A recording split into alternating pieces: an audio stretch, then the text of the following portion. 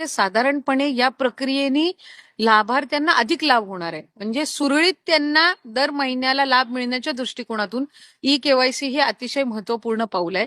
E KYC सुरू करायच्या आधी विभागाला ऑथरायझेशन त्याचं युडीआय कडून घ्यावं लागत असतं.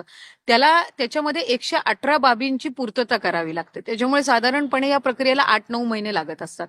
म्हणून आम्ही जी प्रक्रिया डिसेंबर-जानेवारी महिन्यामध्ये सुरू केली, 7-8 महिन्यामध्ये आम्ही त्याचे संपूर्ण जे 118 जे काही कॉम्पायलेशन्स आहेत, कॉम्प्लायन्स जे करावे लागतात, ते आम्ही त्या ठिकाणी केले आणि मग ई केवायसीची प्रक्रिया सुरू केलेली आहे.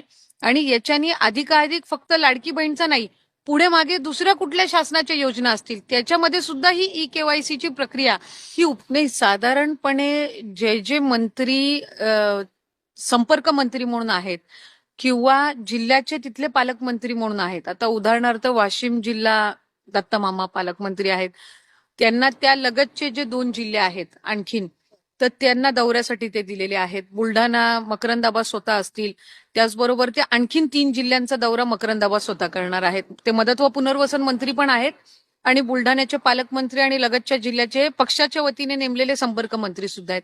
दत्तामामा अहिल्यानगर, जालना आणि त्या परिसरामध्ये दौरा करणार आहेत. त्याच्यामुळे जिथं जास्ती पूर परिस्थिती आहे तिथं त्या पद्धतीनं आहे.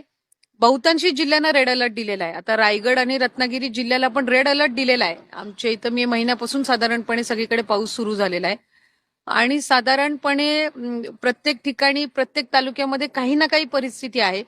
तर ज्याला त्याला त्या पद्धतीनं जबाबदारी दिलेली आहे आणि पक्षाचे पुढील काही याच्यामध्ये सुद्धा या व्यतिरिक्त जर कुठे असतील तर त्या मंत्र्यांना सुद्धा, म्हणजे माझ्या सहित इतर मंत्र्यांना सुद्धा तशा पद्धतीचे आदेश देण्यात येतील.